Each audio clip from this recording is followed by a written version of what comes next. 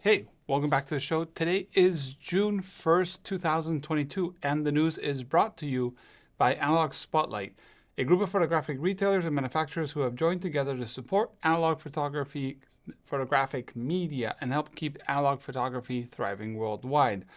The brands are listed on the top here, but also on the link below. You can go check them out. Awesome brands from the film industry, keeping these news live for everybody here on YouTube.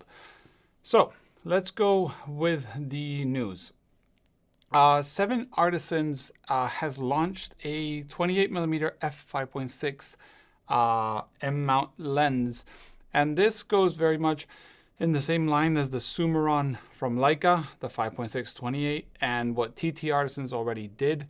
And TT Artisans and 7 Artisans are not supposed to be related, but it's kind of interesting how these lenses kind of fall into exactly the same design or look, but it's available. It's made in black. I don't think it's like black paint, like black brass, like the TT Artisans, but it's available already. If 7 Artisans is a brand you like, you can go check it out.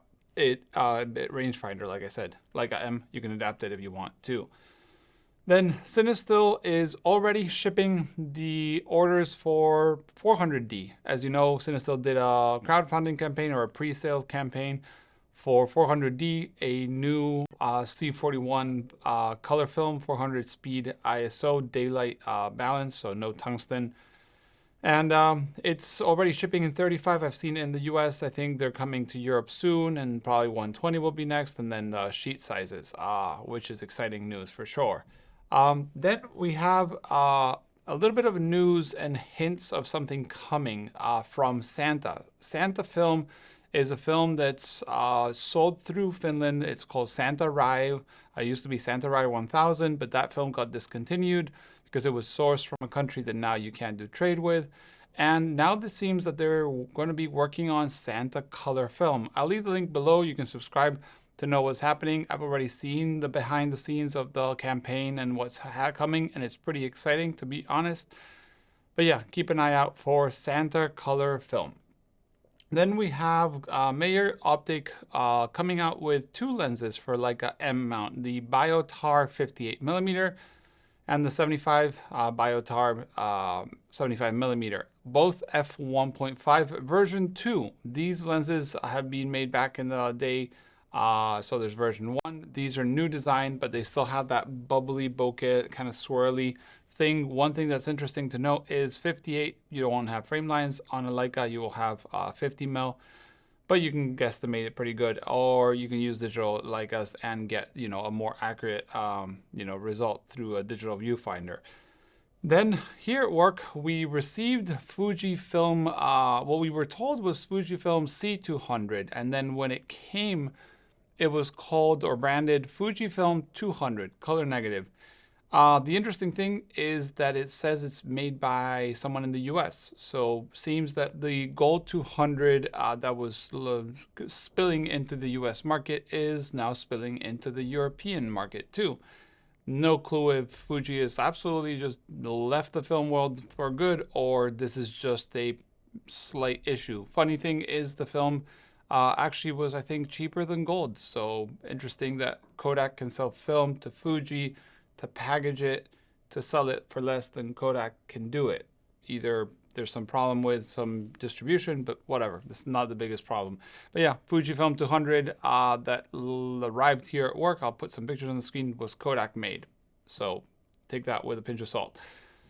Then we have Widelux Filters. So if you don't know what the Widelux camera is, it's a camera that panoramic, but with a rotating barrel lens. So it goes whoop, and it rotates and takes a panorama. If you don't keep it true to the horizon, it makes some weird tiny planet or some weird shapes and stuff.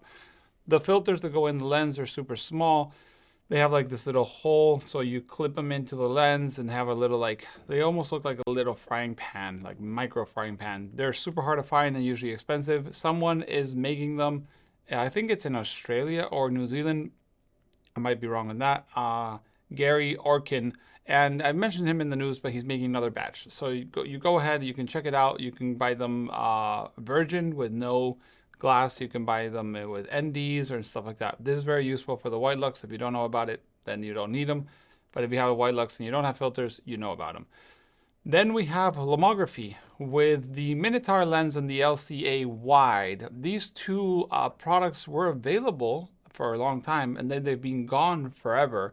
And now they're back in stock. The Minitar lens, which is like a M mount, 2.8, 35 or 38, I'm not sure right now, or 32, is rangefinder coupled, and it's super small, and it's cheaper. It's $250 US or euros.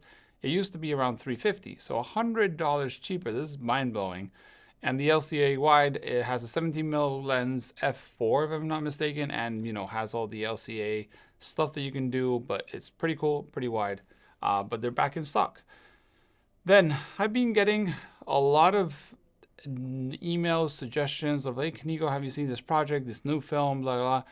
There seems to be a production of remjet removed cinematography film from Kodak cinematography film without remjet being spooled into 35mm canisters as a white brand or no name brand in the Chinese market. This means that a lot of labs and stores and pop-up companies are selling this, and I'll air quote, Cinestill copy, because Cinestill just started doing that, and now there's other people copying that, with different brands. So yes, there is this option.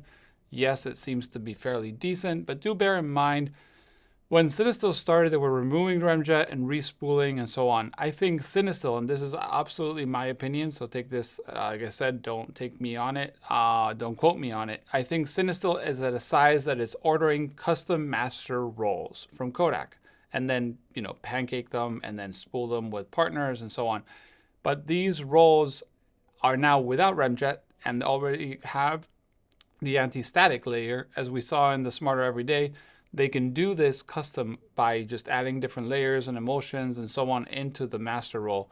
I think Cinestill is big enough, so probably Cinestill film is more stable to time expired, to chemical reactions, to static discharge, which we all know used to happen with Cinestill, and so on. So yes, this could be cheaper, but do take into consideration it might not be of the same quality.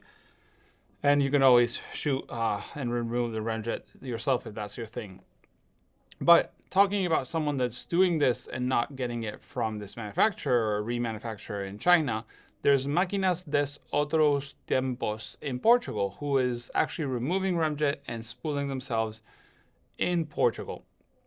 Why am I mentioning this? First, it's pretty inexpensive. They're doing 24 exposure canisters, and that price is pretty low, if I'm not incorrect, because I didn't make notes on this price exactly. I think it's like 4.5 euros for a roll, which is pretty cheap in 2022.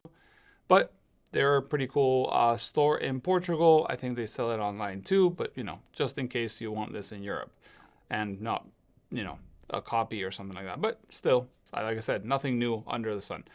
Then we have Mia pinhole cameras. These are 3D printed pinhole cameras. Someone told me on Instagram about them.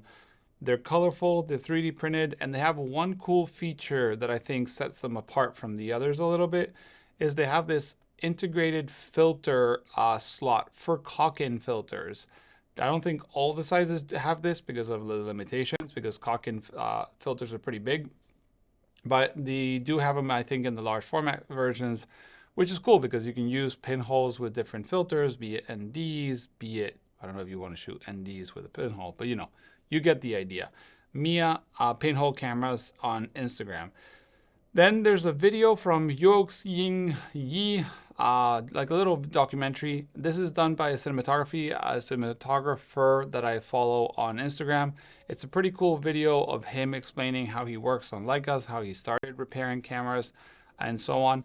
If you don't know who Yoxing Yi is, he's a Leica repairman in the USA that has been one of the affordable options for repairing and refurbishing Leica cameras. One thing that did surprise me that I didn't see in the video was any testing equipment of any kind, which leaves me to, is it that he's not testing after he repairs, or they just didn't show it? just a consideration if you're into that, because fixing a camera and knowing if it's actually adjusted is different things. Then we have Negative Toolkit. This seems to be a new free, and I said that free option to convert your negatives when you're scanning with a camera. It's still not available. It seems to be a standalone program, and they say that it's going to be available very soon. This is free converting for digitizing with a digital camera and converting. Then we have Ilford with a new ultra large format or special size format campaign, but only for Ilford ortho film. Ortho film is something that can be used for masking in the lab. It can be masking for like even silk screen printing and stuff like that. It's pretty cool, also for shooting stills, obviously, but ortho film in tons of sizes before June 6th or something like that, so you don't have a lot of time. But just go to the link if you need any of this special stuff and order it. Then we have one of the biggest announcements, Orwo NC500 color film coming from Orwo. This is not an ECN2 film like they've said it would be, but a C41 film. And it's going to be ISO 500, it's going to be limited, it has a color palette that's different, and that's very obvious. And I can't say much more than the fact that it's going to be pre-order starting today. I'm not a big fan of pre-ordering stuff because I'd rather see people run into business and deliver things and then start ordering. But if you're one of those that gets very excited, Orwo has been delivering black and white film, so maybe they will deliver color film. But this seems to be their steps towards making C41 film, which they said it would be ECN2. Now there's got a C41. I think it's a mess.